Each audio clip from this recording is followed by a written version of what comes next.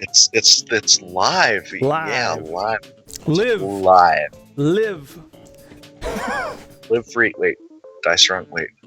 Live strong and die free. Wait, Die what? hard. Never mind. So what'd you think of the Wonder Woman trailer? So we're going to talk about some of the fandom stuff that we watched over the weekend together, but now we've had some time to absorb. I think she's great as Wonder Woman. Kristen Wiig, I think, is great. I love her. I think she's extremely wonderful, attractive as well. Chris Pine's great. I just hope that the villain is not so, because that's where the original Wonder Woman fell off for me, was Ares. Okay. The whole movie I remember and I think is great, and then the last 10 minutes happens and I don't remember or care. You get the reveal that this guy is Ares, and then he's not a very compelling villain, and it's just kind of generic. Yeah. I thought the 80s were great.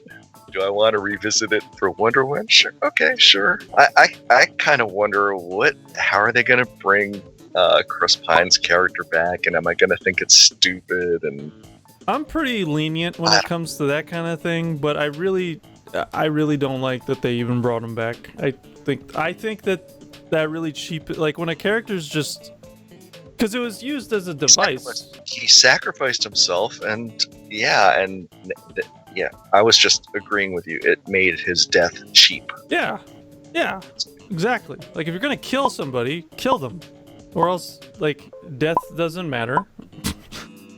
Nothing holds any weight, and it's just it's just one of those hard things. But who knows? Her first movie, that was World War I, right? And then the second movie is in the 80s, and then in the timeline, then there was Batman versus Superman and Justice League stuff. And of course, Steve Trevor's not there. And I was just thinking how sad it must be for Wonder Woman that she will just stay beautiful, stay the same age, and everyone she loves is just going to slowly die over time. And then I got depressed. I'm gonna stay gorgeous. And funny thing about this, right? I marinated. Initially, I was very excited. I was like, okay, cool. There's a bunch of crazy characters, but I think you might be right.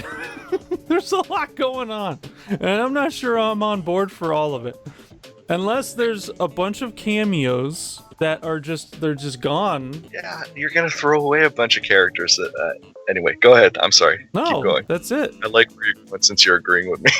No, that's it. I think there's just too much. A spoiled millionaire who moves to Gotham City, Polka Dot Man is a silly-looking villain, Javelin, a German athlete who became a criminal after leaving his sports career behind. He then develops a villainous alter ego, Ratcatcher, holds people prisoner in sewers, trains an army of rats to attack and kill his enemies on command. King Shark is the son of the Shark God. Smith is a diplomat so deeply committed to peacekeeping and the pacifist cause that he's willing to go so far as to kill those who reject law and order, and begins to believe that the spirits of people he has murdered are living inside his helmet. Fall-Off Boy possesses a giggle-inducing ability to tear off his own limbs. The Thinker was killed by Weasel, injecting himself with nanites to get superpowers. Auditions for the Justice League, gets denied, robs a bank, gets sent to Belle Reve Penitentiary, and is drafted into the Suicide Squad. An alien the squad must defeat thrives on positivity. What? I've learned a couple things. When he explains it in the way that he explains it, comics sound dumb.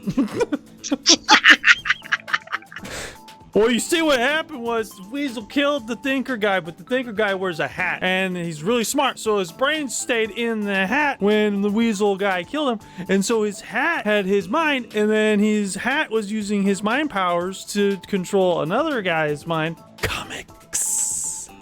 But you know what game does not have Batman? I'm very excited about it. What game's that? Little game called Gotham Knights. One thing that sucks about this, though, I'm going to turn it down since we've watched it before, is it's got 4 playable people, right?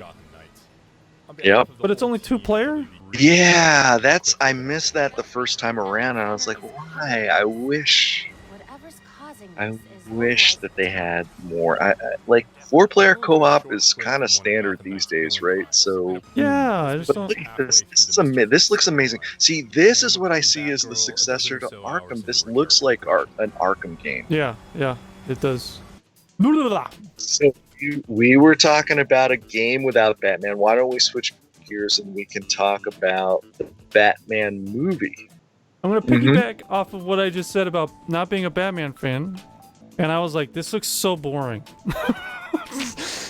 This. Oh, you thought it looked boring? I okay. thought. Well, I was just like, this just looks like a retread of Nolan. Like they're doing the super realistic. They're doing the super grounded, kind of newish Batman. But then he beat the shit out of that guy, and I was like, oh.